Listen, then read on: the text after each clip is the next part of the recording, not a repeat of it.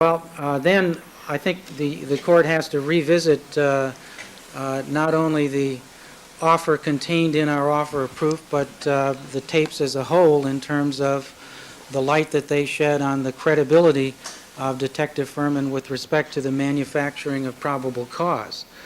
Here we're talking about his believability in terms of all of the circumstances leading up to the decision to go over the wall and enter Mr. Simpson's premises. That was a very close issue, both at the preliminary hearing and I believe in the motion that was renewed in this court. And we believe that this newly discovered evidence is of such weight that the court will be compelled to come to a different conclusion with respect to the credibility of the explanation of the reason that the officers entered the premises and will be required to suppress all of the evidence found as a result. And you anticipate recalling Detective Furman? Yes, Your Honor. For that purpose? Yes. All right.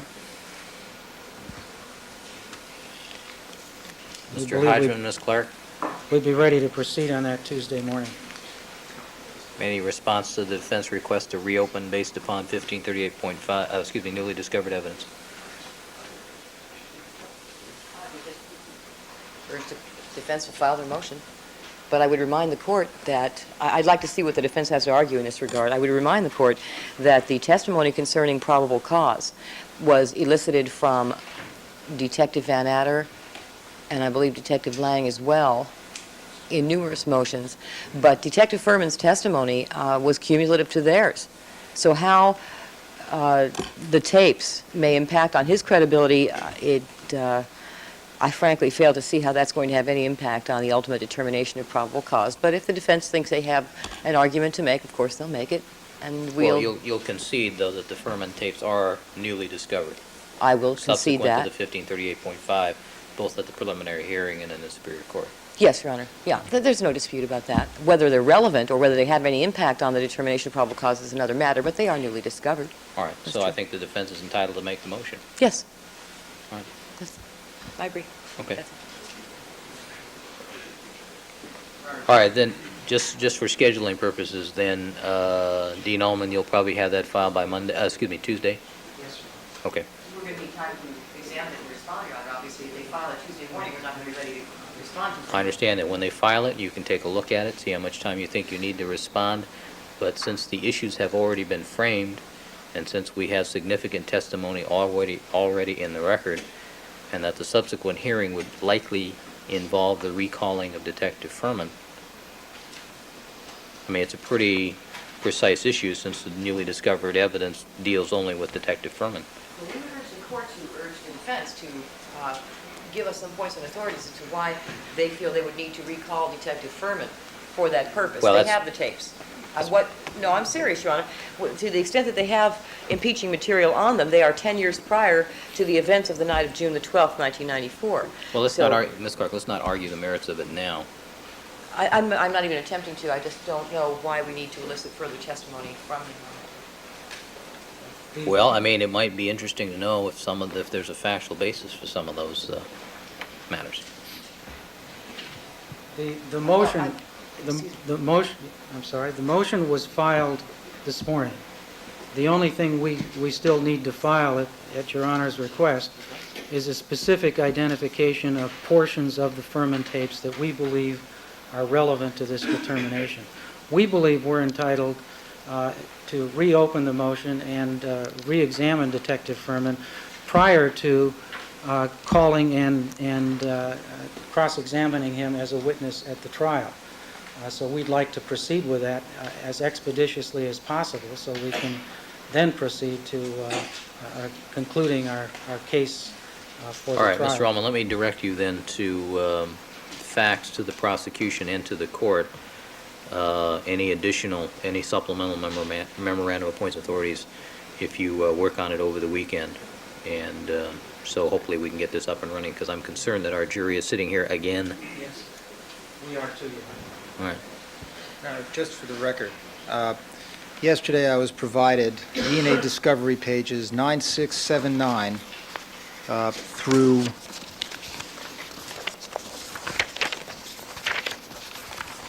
9688, which are entitled Personal Notes of Brad Popovich regarding People of California versus Orenthal James Simpson, which really are nothing more than recitations of his visits to 3 different laboratories. There is no report. If there is no report, then nothing to turn it over. Well, I don't know why. If she's seen a report, as she just said, and Mr. Hodgman said, where is it? I'm not ill-informed. Ms. Clark? Your Honor, I guess reasonable minds can differ about what is a report. This, looked like a report to me. It details what he saw and what he did at the laboratories, and we turned it over. We have given them everything we have. Well, What else can we do? Your Honor, we give discovery when we get it. If we have notes, if we have reports, we turn them over. We have nothing more than what we've given them. I don't know what else we can be required to do. I don't know how anybody can look at a document that says personal notes Well, and then counsel, turn around and say it's if a report. that's all they have, and that's what Dr. Popovich calls a report, that's a report. No. These are called, this is what Dr. Popovich in his own writing calls personal notes. It is not a report. If there is a report, or there's going to be a report, or there should be a report, and she's indicating she saw a report, She's saying this is the report. well, these are notes. They're entitled notes. right. There is no report. What's the note, what's the report? All right. Thank you. What we have, that's the bottom line. Thank you. Mr. Bailey? Please the court, mindful as we are of the fact that the jury needs to conclude this case, we brought into town on Tuesday to have them at the ready 2 witnesses from the other side of the country relating to Mr. Furman. Their names have been listed. The notes of their interviews were turned over a long, long time ago. They are Natalie Singer. Natalie Singer in 1987 suffered a kidney stone attack, was taken to the hospital. While there, her roommate met 2 officers in the emergency room, Mark Furman and Tom Vitrano, his then partner. Ms. Hannock, the roommate, became friendly with Officer Vitrano, who used to visit the apartment of Hannock and Singer with Mark Furman. On the very first visit, with Ms. Singer present in the room, it is a very small apartment, or was, Mark Furman regaled his audience with tales of how he liked to take niggers into the alley and hit them with a baton and practice his kicks upon them until they twitched, and how it relieved his tensions to have such an experience. He visited 1 or 2 more times to the disgust of this witness, and finally, on a 3rd or 4th occasion, she was looking out her bathroom window when the pair arrived, on duty, uniform, but of course taking a little time off to socialize. As they started up the sidewalk, she yelled out the window, "Hello, Tom." Officer Furman responded in vintage Furman, "That fucking bitch."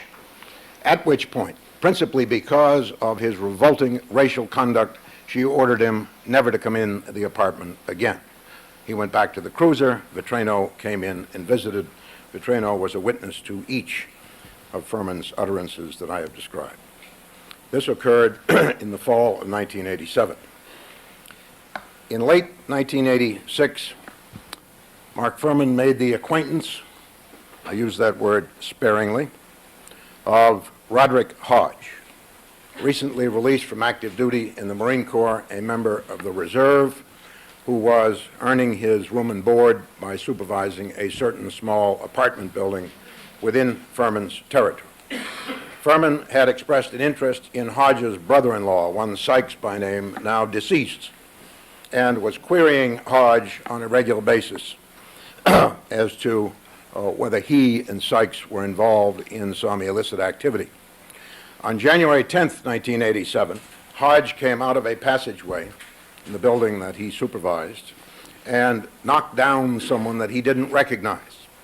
The following day, officers came to arrest him, and Officer Furman and Vitrano took him downtown in the cruiser. Vitrano was driving. Furman was in the front seat.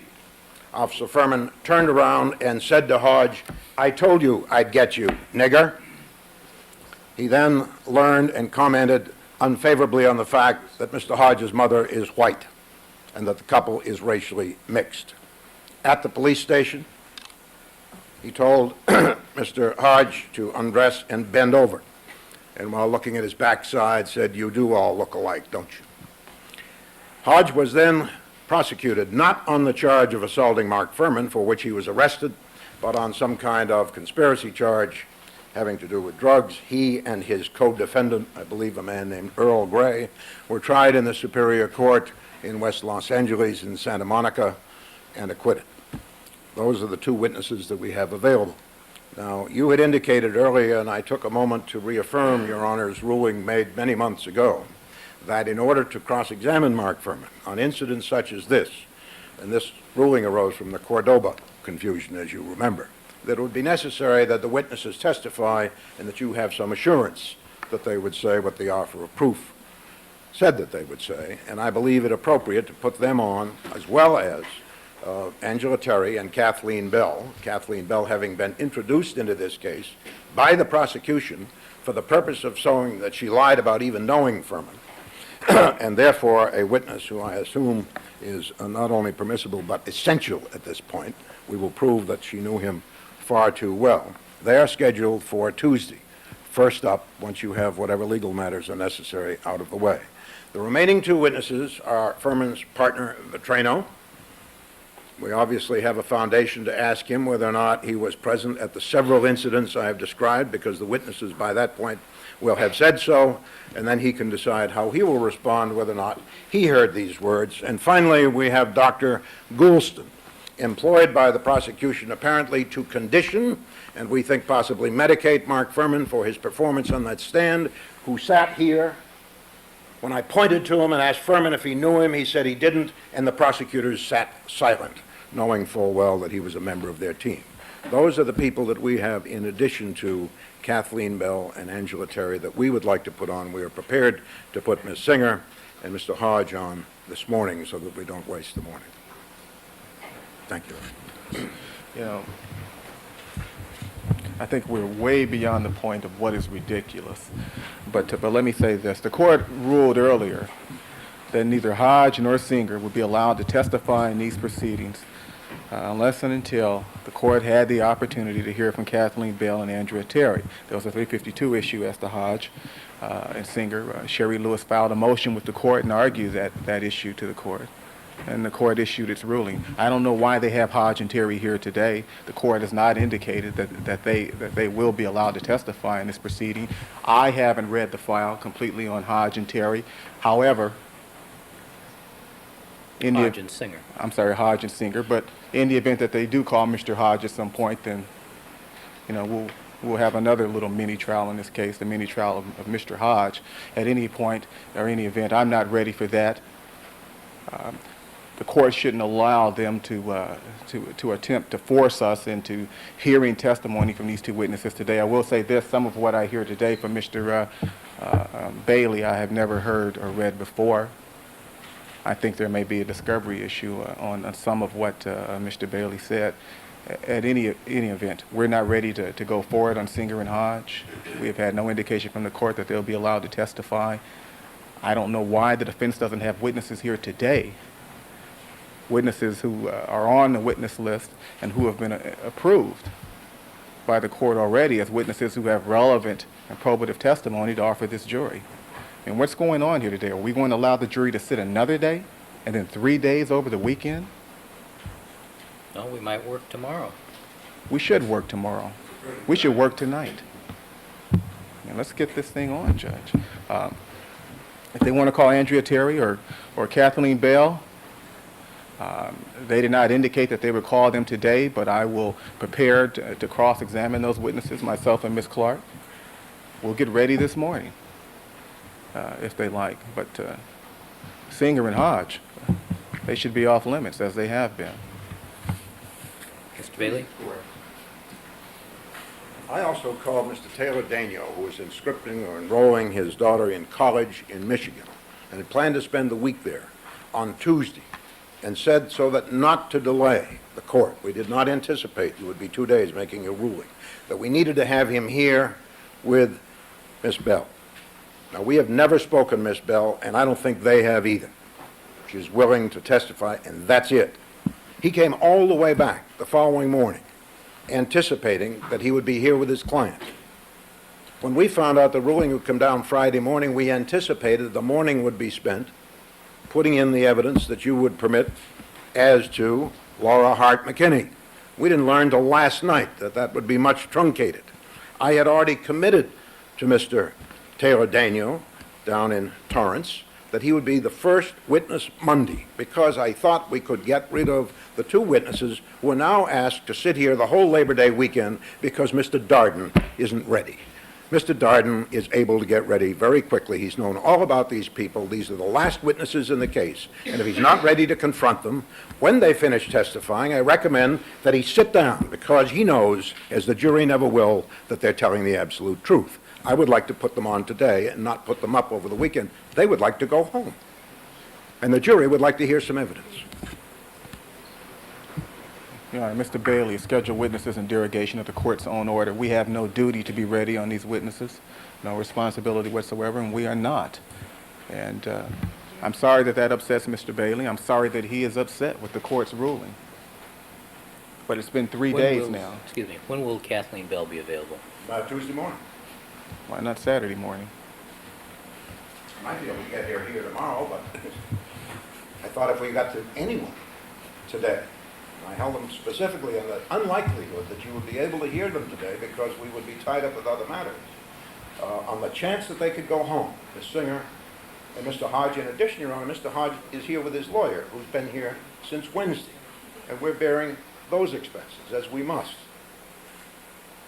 Now, to say that families can't spend the Labor Day weekend together because Mr. Darden isn't ready to cross-examine is a pretty poor response, I think.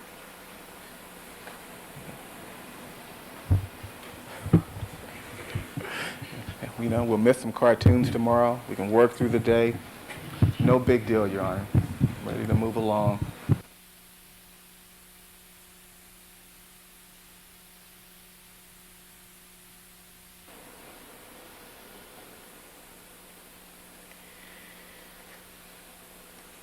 All right, what else do you have besides Hodge and Singer available today? How about Ms. McKinney? So the other matter, we have one other motion we'd like this to go to, maybe relevant as well. All right. This is the so-called Brady motion that I told the court earlier this week I'd be filing. And I think this matter deserves this court's very, very serious consideration. It's a very serious motion, and we take it seriously. And specifically, what I'd like the court to be aware of is a declaration of a deputy district attorney by the name of Lucienne Coleman. In this declaration, she spells out in detail, through conversations with Sean Snyder Chapman of my office, what we think. My recollection is that during one of our, I don't recollect if it was a 1054.7 or a pitches, I think it was a pitches motion. My recollection is that I ordered the disclosure of a statement that Ms. Coleman gave. Is that Yes, correct? you did, Your Honor, and a redacted statement that addresses, and I'd like to talk about that. The statement we got does not comport with what she says the facts are, and it's very, very serious. So the court will allow me, I'd like to spell this out. This is a matter in which Ms. Coleman is on a day off today. She is standing by the phone and is available should you want her to testify today.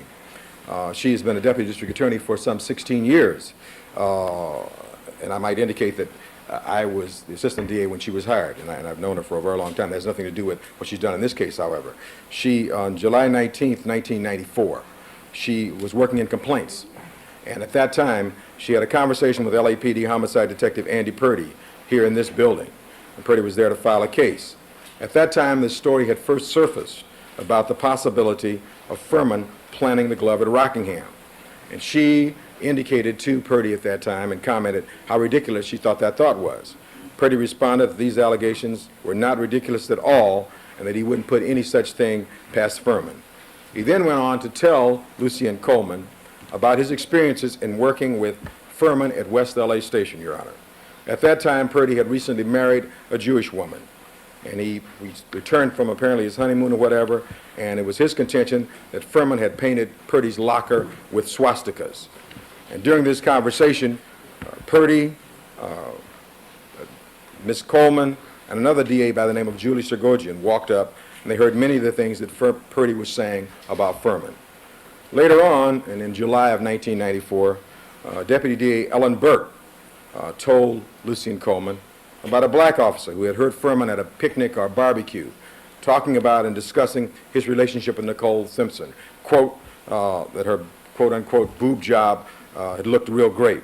Burke did not tell the name of the black officer at the time, but Ms. Coleman later confirmed that it was an officer named Maxwell. Some of these names may become relevant to you when you think back of what you saw. And then continuing on, a day or two later, an LAPD detective by the name of Mark Arneson, this is in July of 1994, Your Honor, came to file a case before Lucien Coleman. The topic, as usual, then turned to Simpson. And Arneson, excuse me, Mr. Cochran.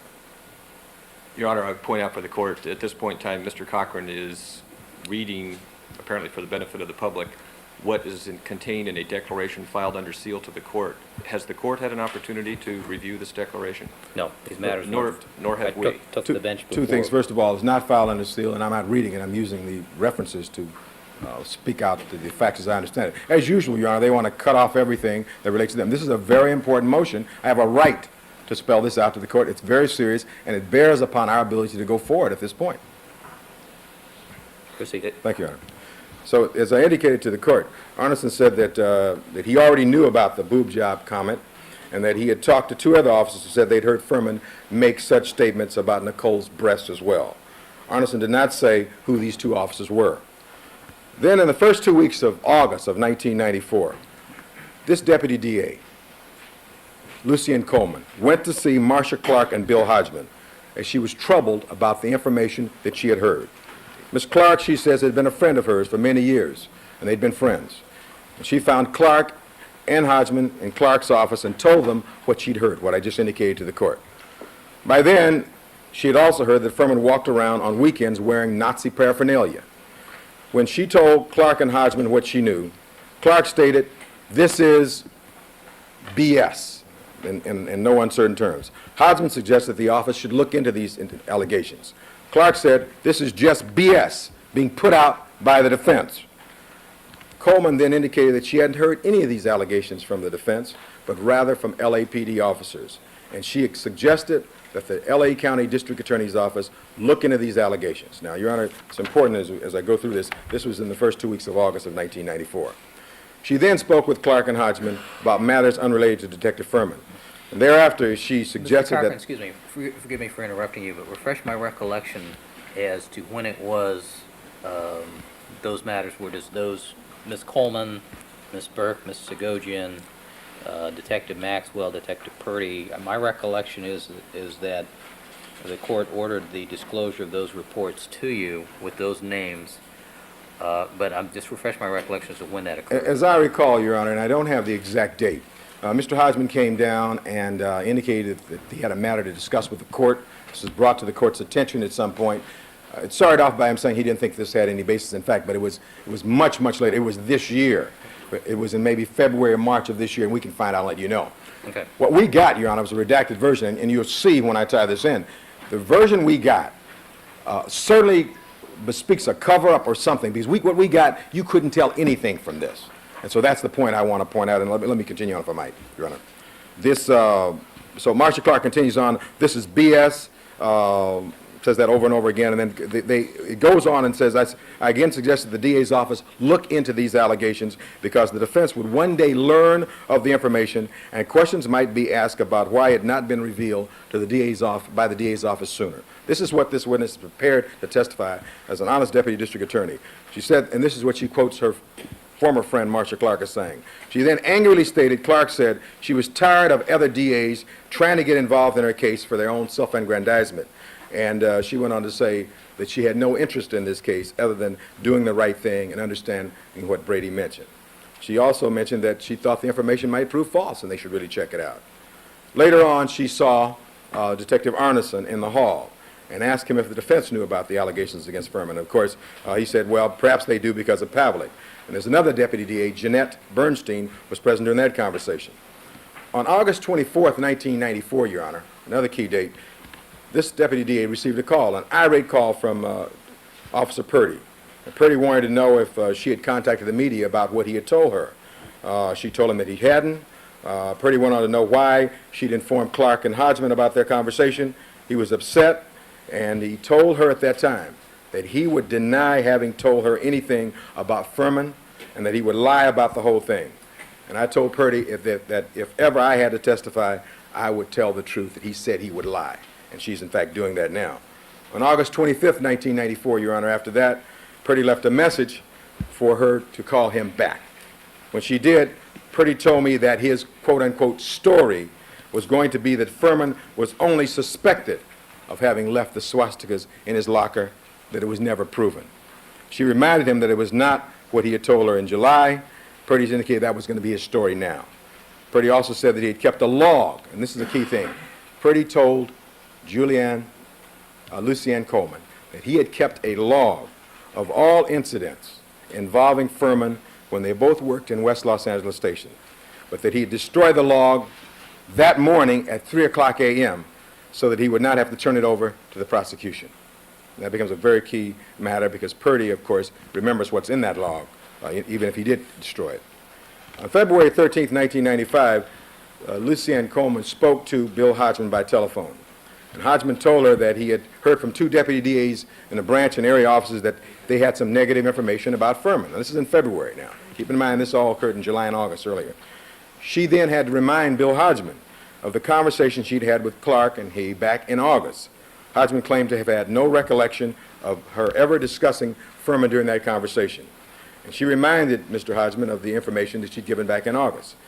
He wanted names of the officers who had given her the information and said he needed to check with the officers, and she said she needed to check with the officers first before she gave out their names. My recollection is that she called Purdy and told him she was going to give Hodgman his name. Purdy indicated that he would tell Hodgman the story he had mentioned in his prior conversation, not what he told her originally. She then proceeded to call Hodgman and gave him Purdy's name. She also told Hodgman about Purdy's log, and I don't think we ever saw anything about this log ever in any of the documents.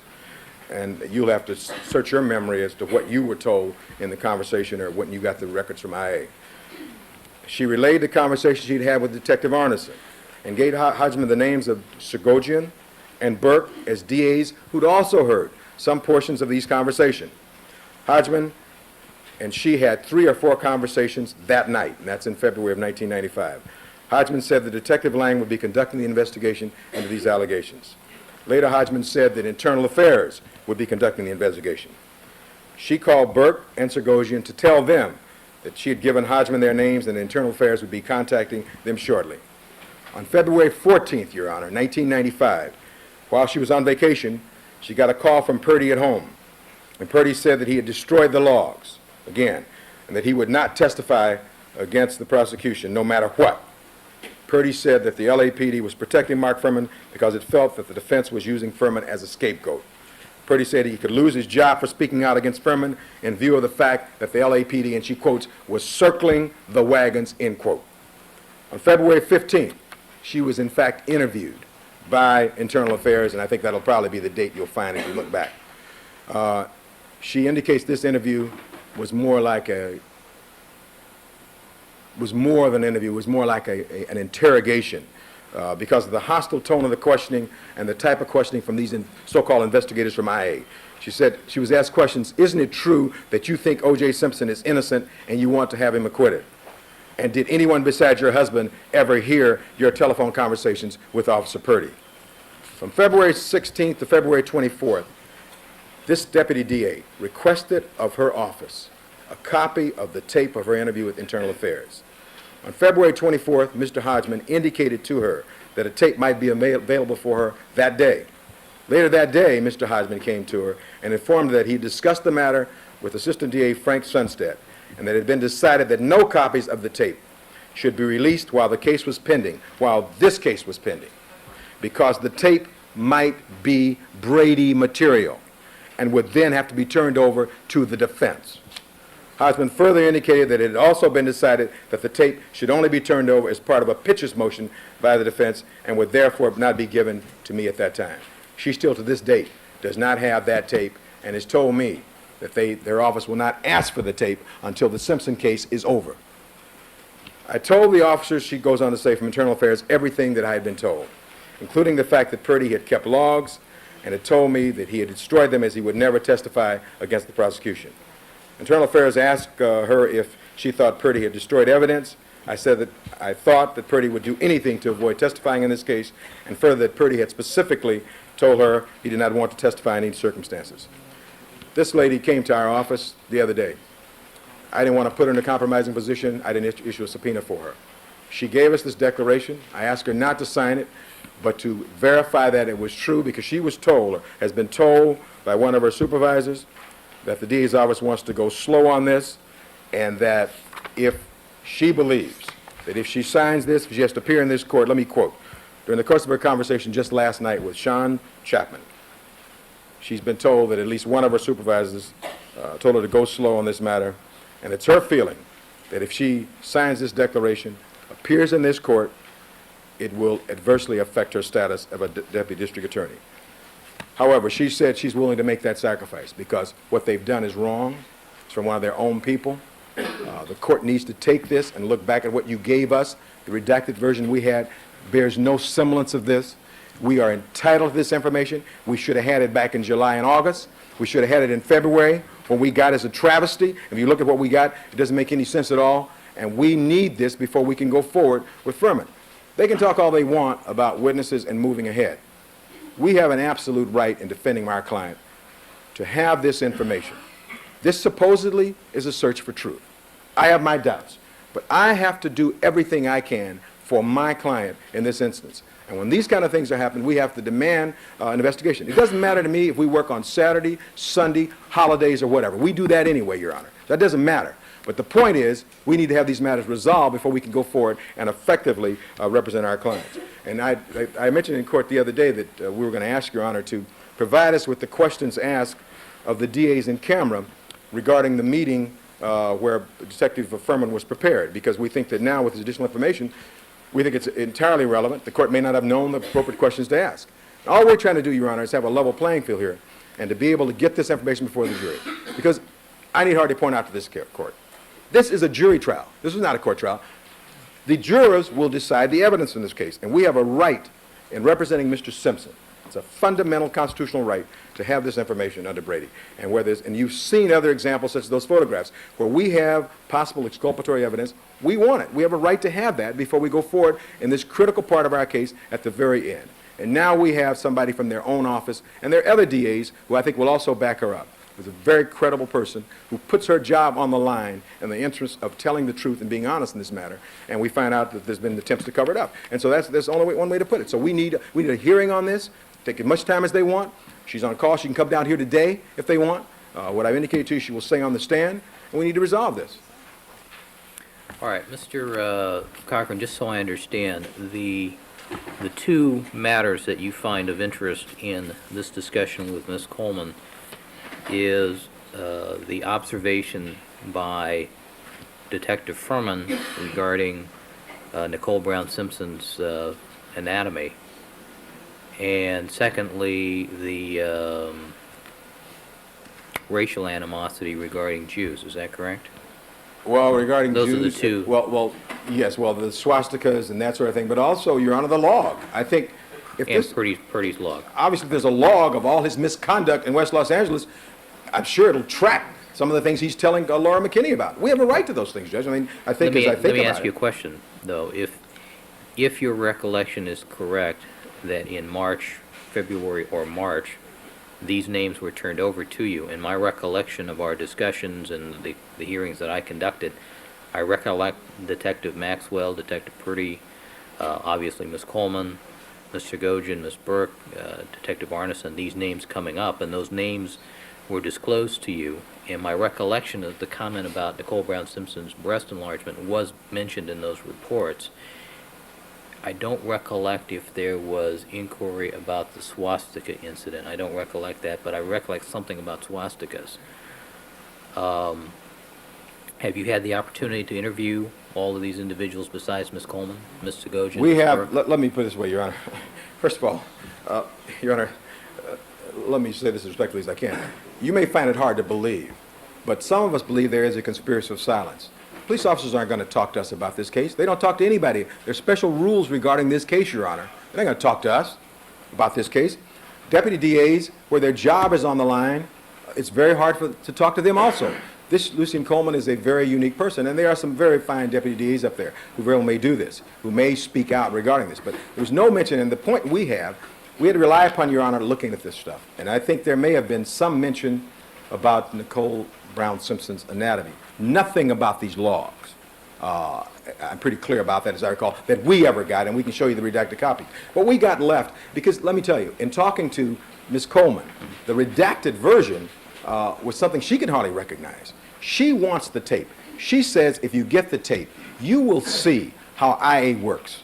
They came at her as though she was the worst person in the world. It was an interrogation where she was made to feel like she was some sort of a traitor in this instance, and it's outrageous. And that's what's actually happening here. So I don't think it's fair to put that back on us. We knew about certain things, and we're now trying to say to you that if these things are covered up, and there are other things, and I think you have to take this all together, Your Honor, just with regard to Henry Lee, as Barry Scheck has pointed out, those photographs that all of a sudden have been enhanced. We've been told there's no log, and now we find out all these things that Henry Lee immediately looks at the photographs and can tell their imprints walking in the back, that they have exculpatory evidence that they may not even know about. I mean, maybe part of it's inadvertence, part of it may be negligence, part of it may be hiding it. But we have a right to Mr. Simpson. We cannot go any further without this. So specifically, let's just get back to the fundamental of what you're asking here for then. Specifically, what you're asking for then is to make inquiry of Detective Purdy regarding this log in his recollection, correct? Yes, we want to do that. All right. And what else specifically? We want, assuming the things that Ms. Coleman has indicated, we want to look at... Because the evidence that would be of interest to you and your client would be observations, direct observations by another LAPD officer, supposedly Purdy or Maxwell, regarding relevant misconduct or racial animosity by Detective Furman, correct? Absolutely. All right. And especially, and it also becomes very relevant if the prosecution knew about this early on, because they embraced this witness. And so, but I think we have, that's a pretty good starting point. Purdy, Coleman, if necessary. We have a declaration. Well, Coleman is interesting only because she's the hearsay source for, somebody told me that Furman said this. Right, Furman did this, and there was an investigation. She directs the inquiry, but she's not firsthand. You see, Judge, the problem is, if you recall, and I'll try to provide this for you, what we get from you is a little redacted thing. Everything's all cut out, and so you may want to go back yourself and take a look at this. We want, though, Purdy, Maxwell, Arneson, we want all these people under oath. That's what we want. We want them under oath. We're not going to trust what they tell us. We're not going to trust them. We want them under oath, and we think we have a right to do that, and that's why I'm bringing this motion up now. So we could, the witnesses. I've been telling you for the last week and a half the witnesses I have at the end. But we have, and so there's no secret about that. But in view of Your Honor's ruling and what you cut out of what we're able to do, we cannot go forward until we pursue these things. And it's very important to do that. So it doesn't matter. We don't mind working every day. If you want to have a hearing, have these officers here tomorrow, we'll be here. If you want to have it tonight, we'll be here. If you want to have it Sunday morning after I go to church, we'll be here. But the question is, let's get it on. But I think that we have a right to this. And as soon as we can, I want to take a break, because I want to talk to Mr. Munger also, as I indicated to the court. That's another thing we have to deal with. All right, Mr. Hodgman.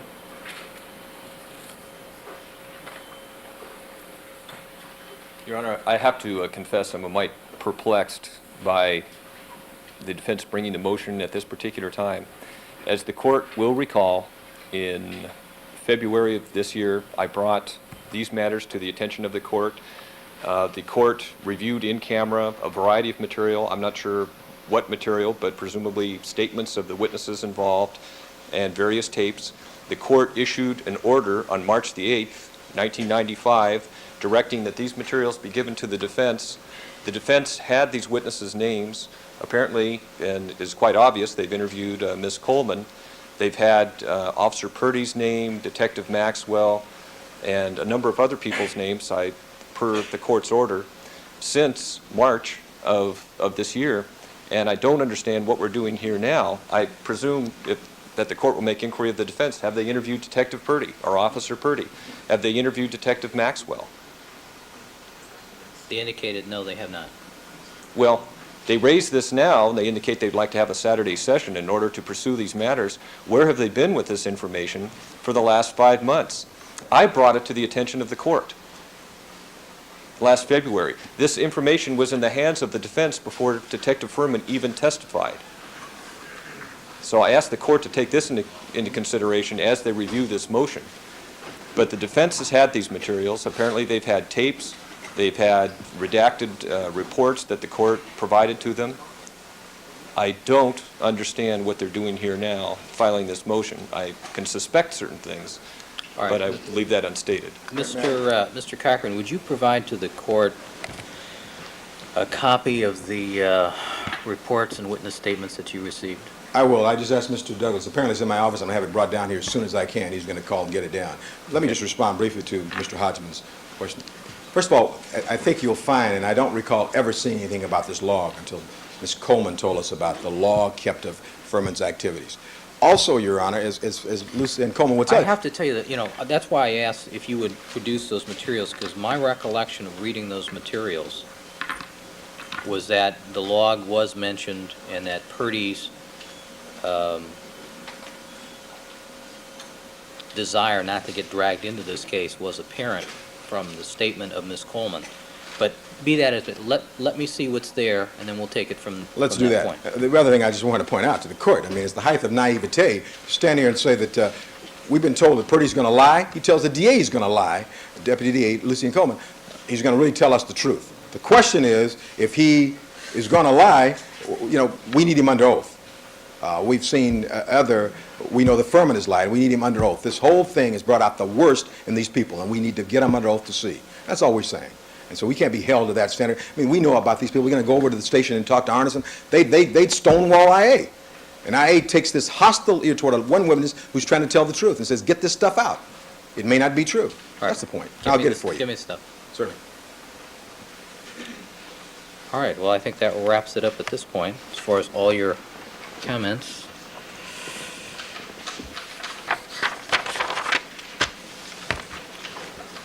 All right, I think the thing we need to address first is whether or not we're going to have any testimony this morning. The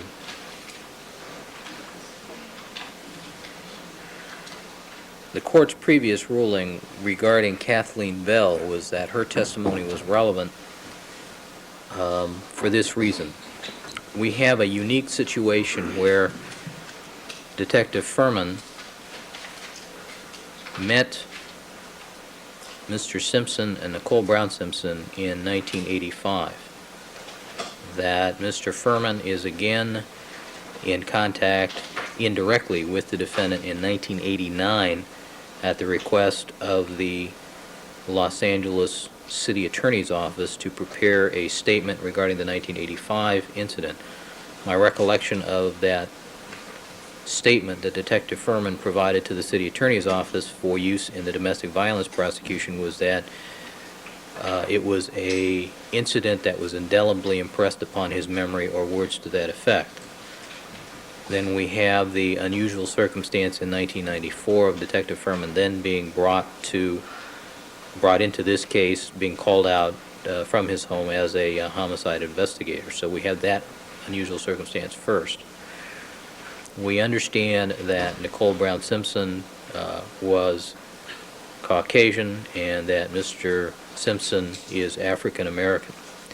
The offer of proof as to Kathleen Bell was that Detective Furman, in her presence and directly to her, made a statement that was indicative of racial animus, that was indicative of contempt of interracial couples, and was indicative of a willingness to harass and unlawfully detain interracial couples because of that fact. And I indicated at that time that I felt that that was a sufficient unusual and unique combination of events to make Kathleen Bell's testimony relevant. Subsequent to that finding, Detective Furman testified that he did not, in fact, refer to African Americans with a particular racial epithet, and it appears that the offer of proof regarding Mr. Hodge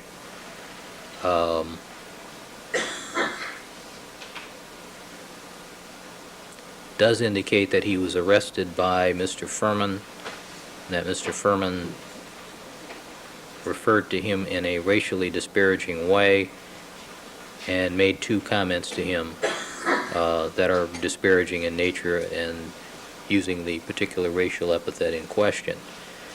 So that would appear to be direct impeachment evidence of Detective Furman. So I think there's an independent basis, a basis independent of Ms. Bell. The issue being, are you available, are you ready to cross-examine Mr. Hodge? I've never gotten the discovery to cross-examine Mr. Hodge on this issue. I mean, Is I'm there a hearing about statement? this stuff for the first Is time. there a statement?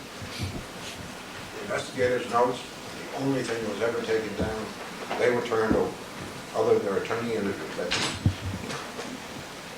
Not Do you only have- am I not being allowed an opportunity to prepare to cross-examine this witness. Wait, did you have the name and address of Mr. Hodge? Do I have a name and address for Mr. Hodge? Yes. All right. In Chicago, someplace in Illinois. Did you make any effort to interview Mr. Hodge? No, I did not. Mr. Hodge. And my I'm sorry. recollection is that Mr. Hodge, his name came up in our discussions back in January, if I recollect correctly. I think his name came up in April, frankly, and he was the subject of a 352 motion and hearing filed by the prosecution and argued by Sherry Lewis. The court said he couldn't testify. So why would I go out and interview him, Judge? Until Kathleen Bell had testified. The court thought it might be, that there might be a 352 issue. It might be cumulative. Well, Kathleen Bell hasn't testified, and Mr. Hodge has testimony with regards to the, that is directly impeaching.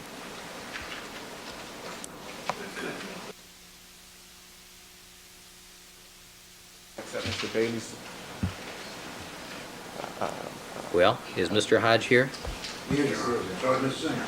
All right. Why don't you make them available to talk to Mr. Darden? So, the court's prior ruling is out the door. I don't get to argue it. I don't get to prepare.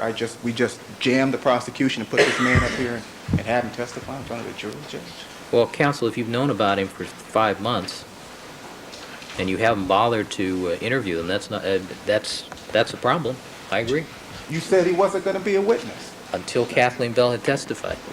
All right. The offer proof that I've heard here today indicates that he has direct impeachment testimony. We may not see Kathleen Bell.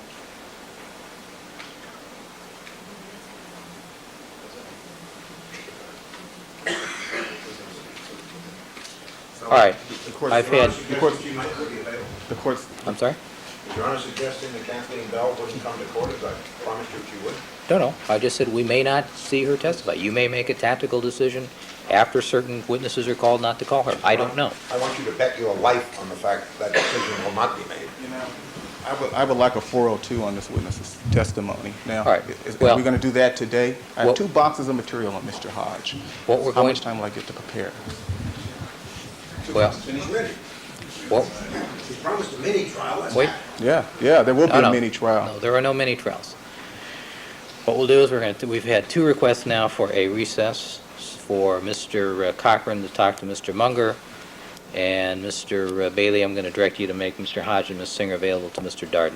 All right, well, I'm sorry, I didn't mean to interrupt. I apologize. But it's going to be Hodge and Singer as well?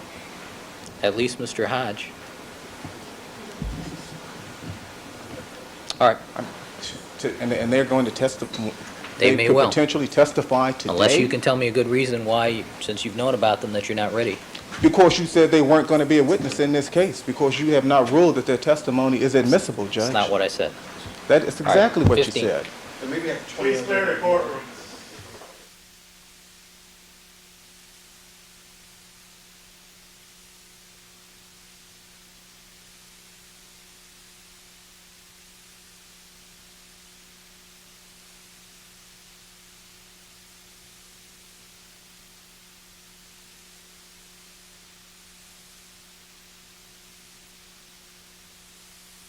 Present. All right, Mr. Cochran, did you have the opportunity to speak with Mr. Munger? Yes, I did, Your Honor. We had, Yes, thank you for the time. We were able to talk to him over in Department 104. Not as much time as we'd like to have, obviously, so we're going to continue that conversation over this weekend, obviously, with Mr. Munger. But with regard to Mr. Hodge and Ms. Singer, they are present. And we can proceed now with Mr. Hodge, if the court pleases. All right, I'll hear from Mr. Darden. And counsel, just so we're straight, I went back and reviewed the record regarding our discussions regarding Hodge and Singer, and that was after the court had made its ruling on Terry and Bell, indicating that it was premature to make a ruling as to Hodge and Singer because the objection was also 352 cumulative, and that the court would not be in a position to make a ruling on that unless and until I heard the testimony of Bell and Terry. So that's where we are. Okay. And so that's where I am as well, Your Honor, having no indication, no firm indication that these witnesses will be allowed to testify. All right, have you had the opportunity to interview Mr. Hodge and Ms. Singer? Mr. Hodge refuses to speak with us. He is here represented by counsel from Illinois, as I understand it, whom I have not met as well. I did not get a chance to attempt to speak to Ms. Singer. I was busy attempting to gather my documents in this regard. We have a problem with Hodge, a discovery problem that we'd like to take up with the court. We also have a foundational problem, I think. And as I said before, we'd like a 402.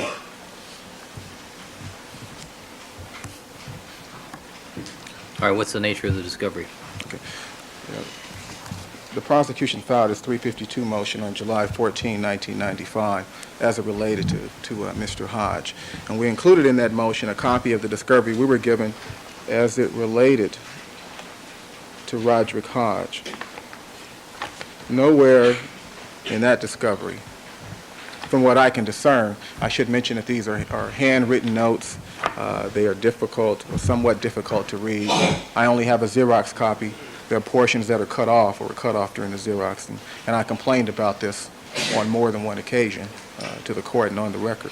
At any event, nowhere in this discovery is there any mention that Detective Furman, while transporting this man to the police station, turned to him and mentioned any racial epithet. And this is a document or report I assume was prepared by either Mr. Bailey himself or a defense investigator. And so we are surprised today to hear of this additional allegation. My recollection, though, is that in our discussion back in March of 1995, that Mr. Bailey did in fact make an offer of proof regarding Mr. Hodge, and that offer of proof did include that first portion. I'm sorry, Judge, Mr. And Hodge... perhaps Mr. Blazier can find that. Okay. I'm looking somewhere on 18599. Okay, can Mr. Hodge be asked to step outside, Your Honor? All right, is Mr. Hodge present in the courtroom? All right, Mr. Hodge, would you step out of the courtroom, please? Thank you.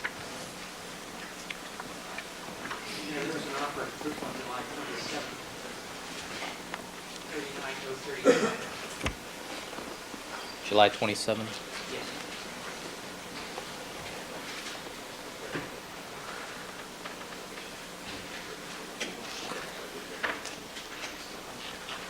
Precise language I offered is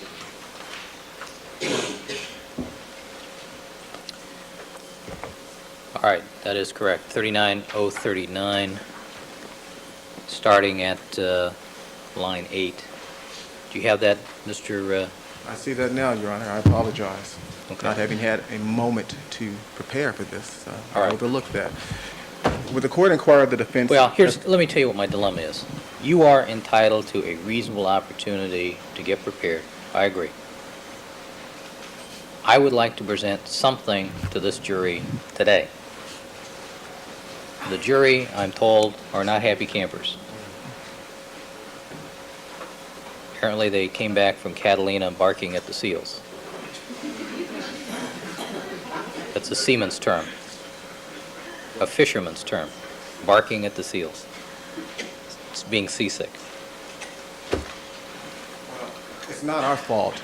No, I understand The that. defense has no witnesses. I understand here it. I'm today. just saying if you can accommodate me and get ready on some of this stuff. But the dilemma that you pose and the dilemma that we create is that by calling Mr. Hodge first, that make Bell cumulative. So, I mean, that's the situation we're in. Certainly, we don't intend to make Bell cumulative. We don't think any, let me just say this. If you have 60,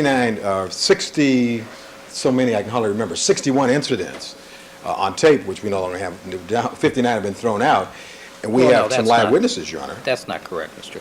Well, Cochran. I read your order, Your Honor, and I, with all due respect, that order, there are some parts that are incoherent, and we would like to have some clarification of that, and we want to talk to you about that sometime today if possible, because we expect in perhaps a motion of reconsideration on Tuesday to address that, because certain parts we don't understand. And you said that's not correct, so maybe we're still entitled to do certain things that is not totally clear we can do. Is that what you're indicating? No, that my order is very clear. Not to us, Your Honor.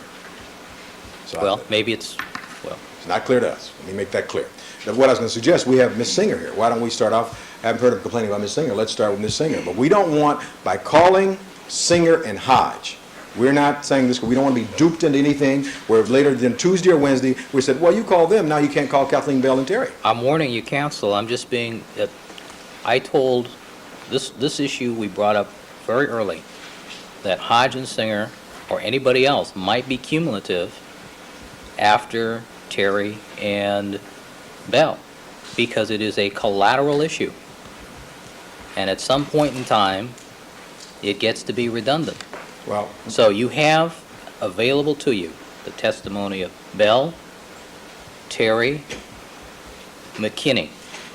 McKinney can come in and testify that she interviewed Detective Furman over this 9-year period, that she tape recorded and transcribed these conversations, that during the course of these conversations, on 41 occasions that she can document, he referred to African Americans with a racial epithet in a negative and disparaging manner. 2 examples of which are X and Y, and that there is no doubt, and that the subplot of this particular screenplay was not the racial animosity, was not a subplot. That's what she can do. all right, let me just ask you a question regarding that. One of the problems we have with that is the fact that the 2 instances you picked, first of all, you picked an instance on the tape that you can hardly hear the word. We don't think that's fair. The 2 most innocuous instances, we don't think that's fair. May I ask, how Well, could you Mr. arrive at Cochran, just these 2, wait, Your Honor? we're not revisiting that at this point. The point is, at some point in time, it becomes cumulative. So you will have, in the record, after Bell, Terry, and McKinney, you will have 3 witnesses that that you can reasonably argue from that Detective Furman is A, a liar, and B, a racist. Your Honor, with That is a collateral issue. with all due respect, Your Honor. Well, with wait a regard- minute, wait. I'm just saying that then if you want to bring in Hodge and Singer on a collateral issue, at some point in time, it's going to be cumulative. Your Honor, If you make a tactical judgment who you want to bring on first and who you want to bring on second, that's entirely up to you. But the cards are on the table. We all know who the witnesses are, but at some point in time, enough is enough. Judge, you just finished telling us that how the jurors came back barking at seals. You want to get something done today. We've indicated to you, these witnesses, Your Honor, all live out of state now. We're bringing these people back all at his expense. Nobody's paying for this except Mr. Simpson. So we have 2 witnesses here we've had since Wednesday in an effort to finish this case. So we say to you as an offer of proof this morning, we have these people available. We're trying to accommodate the court. We were sitting for 2 days for this order. Now you say to us, well, you make a tactical decision. Terry and Bell, you previously said we could call. The other 2 we think are also very important. Reasonable minds may differ about what is collateral, and perhaps when you hear the arguments... I'm just telling you, Mr. Cochran, understand what I'm saying. Yes. It might make the subsequent witnesses redundant. That's all I'm saying. I don't know. Well, Your Honor, let me say this, Your Honor. You're the only one who will ultimately know that. it will never be redundant to us because we think, or we have this overwhelming evidence against this man having perjured himself and being a racist, and this man being a key witness in this case, we think it's important to show this. I just remind the court that we have been 6 weeks, they have been 6 months. And it's not fair to Mr. Simpson that all of a sudden we have to rush through everything now when we get to the end of the case. Now, we understand that, but we weren't, the other 6 months, they were putting their case on. And so I'd ask the court to remember that when you make these kind of judgments. We want to get this case to the jury also. But at the same time, we also have to fight for our client to get a fair trial on a level playing field, Judge. That's what we're trying to do. So, I mean, so you put us in this quandary. We come to you and say, we got these two people here. They're here from, they're both from back east. Way back east. Counsel, the scenario that you set for me was that Ms. McKinney was going to testify next. Yes, absolutely, Your Honor. But then we got your order last night at 4:30 or so. We don't understand that order, clearly. We're going to obviously be asking you to reconsider that order. We're going to point out to you, you may think it's clear, where it's not clear. We plan to do that for early Tuesday morning. Well, we're going to ask you. I just explained it to you. Well, I think that among us, we still have some difficulty with it, and we still would ask you to reconsider certain aspects. Now, with regard to McKinney, if we are told, let me just say this one thing, if you allow me. One of the things we've talked about a lot in this case is misleading the jury. How in the world can we be part of your order and play those two instances that I grew up in Washington where there were no blank words? The other thing, that's where they live and talk about the black Muslims. That's not representative of what happens.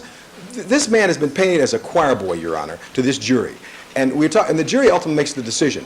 We're now left with, sure, we can talk about 41 references, but you pick instances where it doesn't allow us to show what he's done as it relates to this case. And that's what we have a real problem with. We don't think that's fair, if you understand what I'm saying. The two instances, and I don't know how you picked them, those are not the instances that we think are appropriate. Not even mentioning the other 18 things of misconduct on a theory that is the probative value is outweighed by the prejudicial effect. And I'm not going to argue it now except to say that when you make that kind of a blanket order in this kind of a case, where perhaps never before in the history of criminal jurisprudence has there been this level of impeachment out of somebody's mouth, that causes problems for the defense. I think you might understand that. And you might understand that we stand before you today not having a lot of sleep. Mr. Cochran, here's the problem, though. This is not a motion to reconsider at this point. No, You should I'm understand just that. alerting you that's happening on Monday, Tuesday. Well, perhaps. I expect that. Okay. You also can walk down the street a block and a half and go to the Court of Appeal if you don't like the ruling.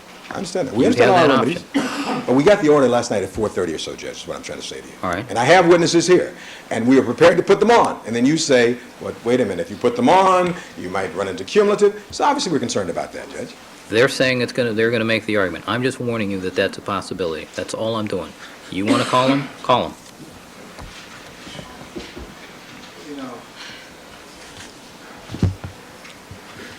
Were these people on your witness list? Absolutely. They've been told, we gave them to them last Saturday. We were told that the Last next Saturday. witnesses were going to be Blasini, Goldburn, and Manzioni, and with McKinney ahead of those. That's what we were told. It's Friday. It's a short day.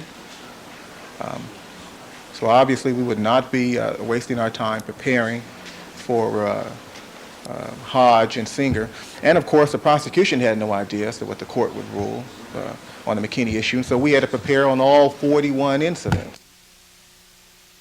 But my point here is, again, why are we being jammed this way? Just because You're being they're holding jammed us because hostage, Judge. I got a jury that's going nuts. That's why you're being jammed. They're holding you hostage, us hostage, and the No. jury hostage as well, No, Judge. but you've known about this witness for a long time, Mr. Okay. Durd. And the next representation I want to make to the court about this witness is that the discovery we have is not consistent with Mr. Bailey's representations. If there are other reports, other statements to investigators, other notes as they relate to Hodge and Singer, we would like to have them now. May I just say one thing about discovery? Mr. Douglas, who handles all of our discovery, gave the district attorneys all of our remaining witnesses last Saturday. They've known about all these witnesses. No question about that. Absolutely. Called, gave them notice last Saturday. She's right here. And so they've known about it. This is just we need obviously a moment to caucus with regard to what your Honor's indicated, because, it's not just us, it's Mr. Simpson. So I'd like to talk to my client about it. A minute to caucus. 352's been in the evidence code for 50 years. I mean, it's obvious that at some point issues become cumulative. My remarks are directed to Your Honor. Yeah, they should be. All right, guys, we're getting put something on the record, Joe. Briefly. Yes, you had asked whether or not they had had an opportunity to talk with Ms. Singer. Ms. Singer received a call from Mr. Pelicano, who indicated he was working with the prosecution last March, This is untrue. Wait, Why do we allow him Mr. Darden, don't interrupt Mr. Bailey. as a result of which she hired an attorney in Nashville. He affiliated an attorney here. She has been prepared to talk with the government in the presence of her attorney since then. Today is the first time they have ever asked, number one.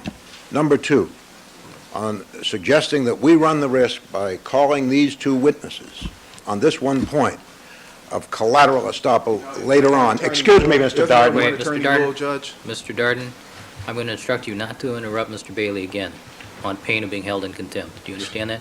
Judge, Mr. Bailey. If it please the court, I respectfully request that you remember the circumstances of Bell and Terry. They are completely separate. They were brought in by the prosecution at the opening of Furman's testimony, and the issue as to them is not racism.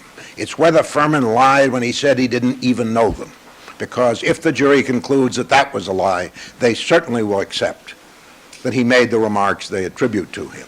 That is a box they built and should not be used to accumulatively exclude witnesses who directly impeach Furman, who lied in the capital case, which under Alaska v. Davis is not collateral.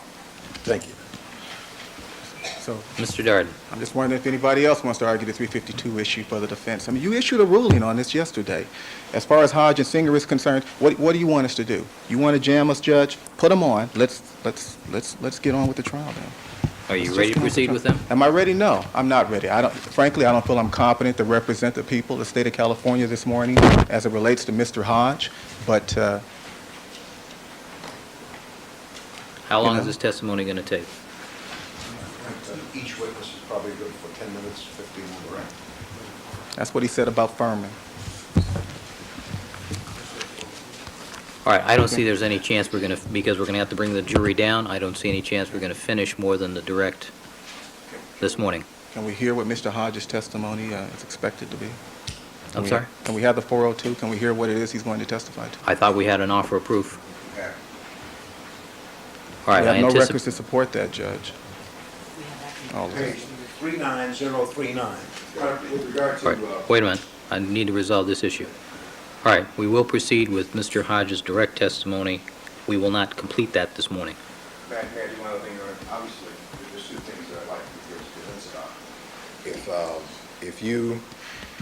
If there is a possibility that by calling Hodge, you would not let us call Kathleen Bell, who they're all flying here this weekend, I've got to discuss that with Mr. Simpson, Your Honor. I can't just do this just to accommodate that. Do you understand what I'm saying on that?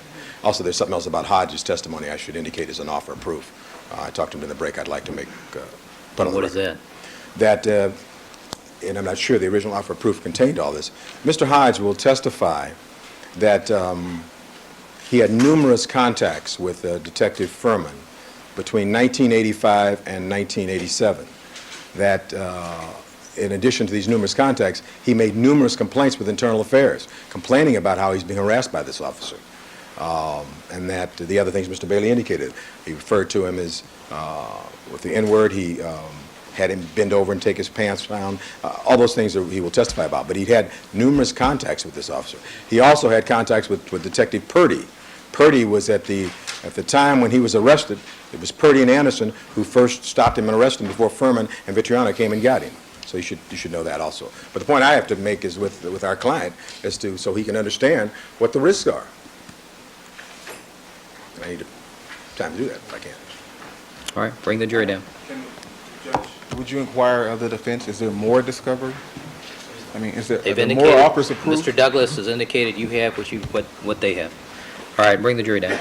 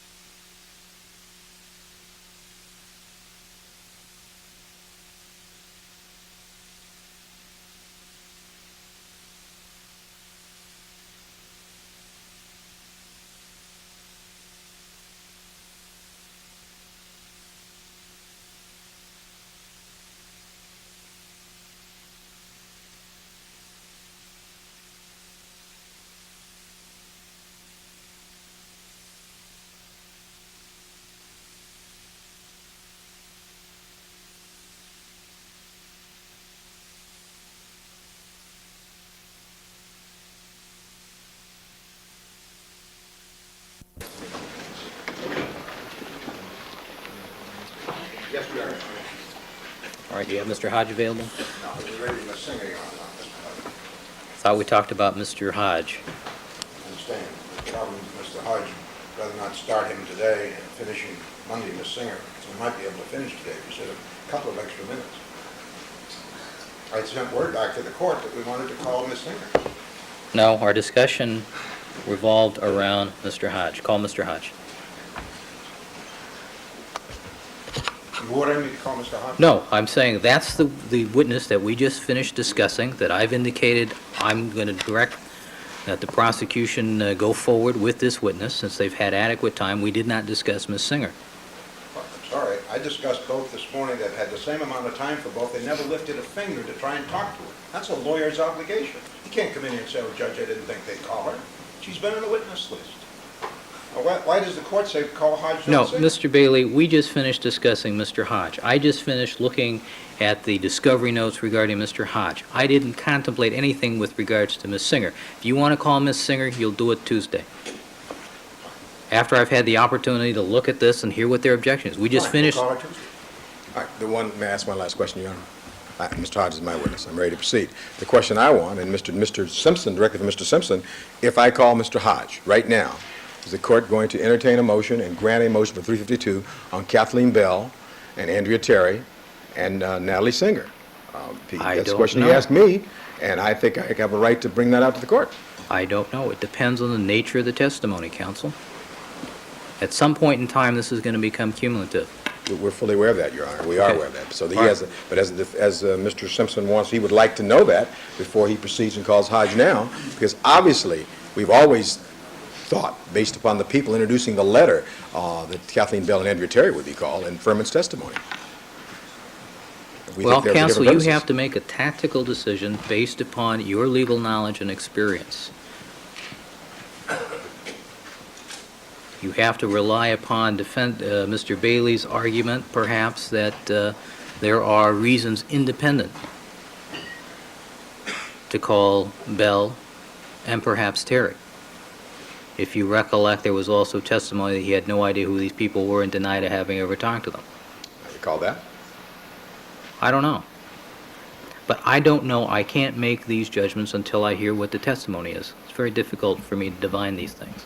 No, I understand that, and this has come up because Your Honor did mention this to us, so I obviously... mentioned it because they made the objection. I understand, Your Honor. May I have just a second?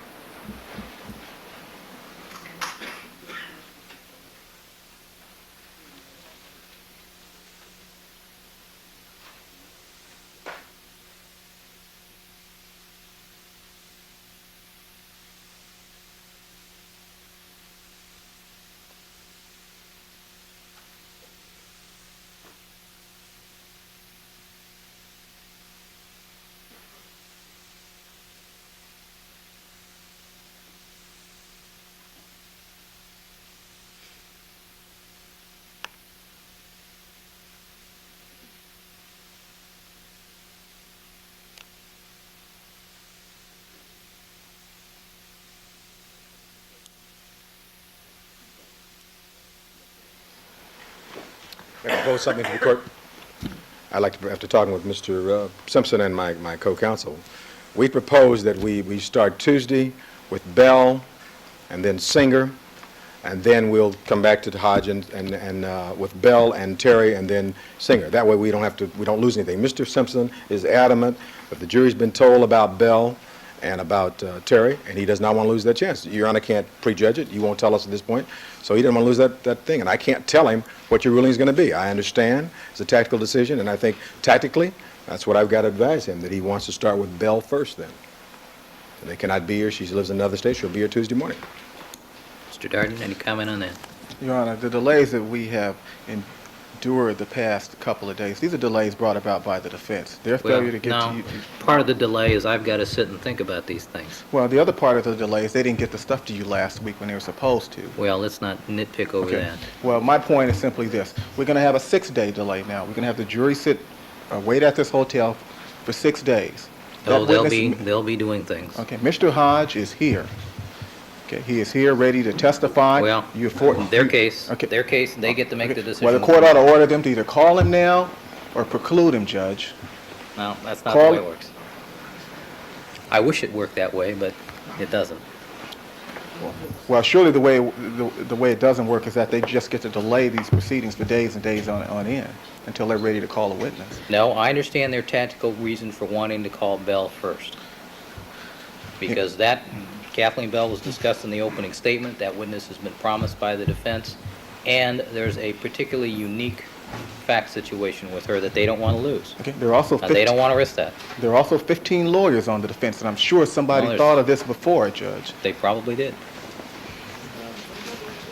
What about Blasini, Goldman, All right. Manzioni, and the other 20 or so witness names they float through the air from time to time? What about those people? Well, the commitment from the defense is we're going to start with Bell and Terry. Where do we go after Bell and Terry? Well, we would do Bell, Terry, probably we'll start with McKinney. By that time, we'll have Bell, primary Terry, and McKinney. observation. All right. We'll deal with Ticks, and we'll deal with Singer, and we'll deal with Hodge. Mr. Hodge, and we have Vetriano, and we have there that psychologist that we need, Mr. Goldston. Okay. All right. On the psychologist? Well, Dr. Goldston's never spoken to Detective Berman or Well, anybody else. We'll take up that matter. Those witnesses we're talking about. I All just right. want to alert the defense that there's All right. going to be an end to these games at some point. The court's going to hear what's going on. I'm with here for one Dr. side, Goldston. one lawyer on the side, That's a different issue, Doctor. It is. What's his name? I'm sorry.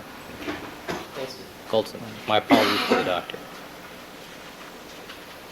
So we're clear, Your Honor, I just want to make sure that we get a final list from the defense so we know. if That's Bell, what I just Terry- asked. That's what you just got. Bell, Terry, McKinney, Singer, Hodge, and Dr. Golds. Goldston. And that's it? I would imagine There's Mr. Lazini. We have Menzioni. Furman, we're going to call it Furman. Lazini. Well, What about Goldberg and Menzioni? Rivas, Matsuda. Yeah. They put the defendant on the witness list. We can handle him today. We're ready for that. He's here. We're ready for that. Nice try. Okay, All right. may I inquire, Your Honor, ask the court to inquire about Blasini, Goldberg, Menzioni, Rivas, Matsuda? And we have all these names floating around. Well, you've been given a half dozen names that are interesting witnesses, so Yeah, the problem Be is, ready. because of all the discovery violations, one car made wait, it on. wait. Deputy McNair? I'm sorry, Deputy Jex? Jurors, please. No, these are brief witnesses. They're not going to take... They're not here. We got, No, I realize. What I'm We've- saying is that we need more than this. This won't take up a morning. And we're entitled to 3 days, aren't we, of witnesses? This is not it. you think Bell is going to be a short witness? Very. Okay. So...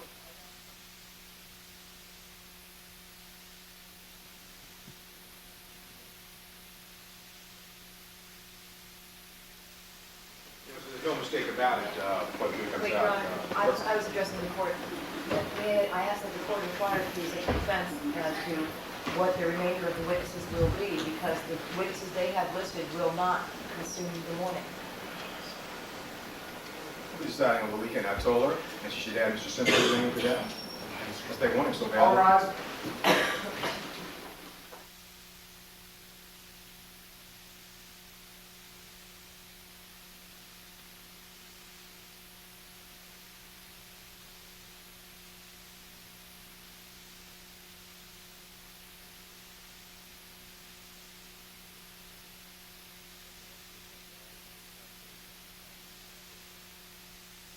Be seated. Let the record reflect that all the members of our jury panel have rejoined us, folks that we haven't seen for several days. I seem to recognize most of you. Morning, ladies and gentlemen. Understand that the ride back yesterday was a little rough. Pretty rough. I understand Deputy Dinwiddie was the worst of them all, and thank you for the Catalina hourglass. I appreciate that. As you know, we've been engaged, as I mentioned to you the other evening when I came over to the hotel to talk to you all, that we've had some serious evidentiary problems that I've had to resolve and that we've been working on ever since. And part of the problem was one of the issues was very complex, and I had to take 2 full days both here in the courthouse and at home, working on some of these issues, and we pretty much shot the day resolving those matters. So I apologize to you. The bailiffs have communicated to me on 6 separate occasions this morning that you are not happy campers to be kept on ice again for such a long period. And the attorneys will tell you, will nod in unison, that my proddings to them are always, we have to remember that we have a jury that is sequestered and that is sitting and doing nothing and essentially going nuts while we're out here arguing these legal points. And I want you to know that we are all very cognizant of the fact that you're back there, or that you're back at the hotel. We know that you don't all like to go shopping all day, every day. And I apologize to you. I've tried to convey to you how personally I feel for your welfare. And I know that you're not happy to hear this again. But we have concluded the session. I have other sessions scheduled this afternoon with the lawyers to try to resolve these matters. I had wanted to at least get one witness on and started in front of you today so you would feel that the day was not a complete waste of your time. But unfortunately, the time has come where we just don't have enough time to do that for the remainder of the day.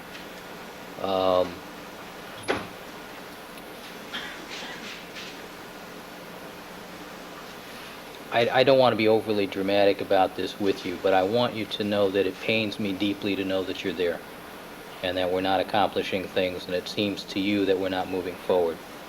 And I can't think of any other way to express it other than to tell you that I'm deeply sorry for that. I'll do my best to make sure that you have some other activities to take up your time, and we will proceed with witnesses Tuesday morning when we come back after the holiday. So, having said that, oh, by the way, thanks for the cigar. Appreciate that as well. Remember my admonitions to you. Don't discuss the case amongst yourselves. Don't form any opinions. This is especially important. Do not allow anybody to communicate with you with regard to the case. You may have a deep curiosity as to what it is that has interrupted the trial for such a long period of time. And at some point in time after the trial is over, we'll let you know what that is. But you have to remain steadfast in your commitment to the court that you will not allow anybody to communicate with you with regards to these matters. I indicated to you when we started the trial that we will keep a compilation of the press clippings, some of the television coverage on videotapes, so that you'll be able to find out what the big deal was, or wasn't, as the case may be, while you were being kept in the dark. And I understand it's not fair to you. It may not seem fair to you, but at some point in time you will be able to know what it was that was occupying our time here.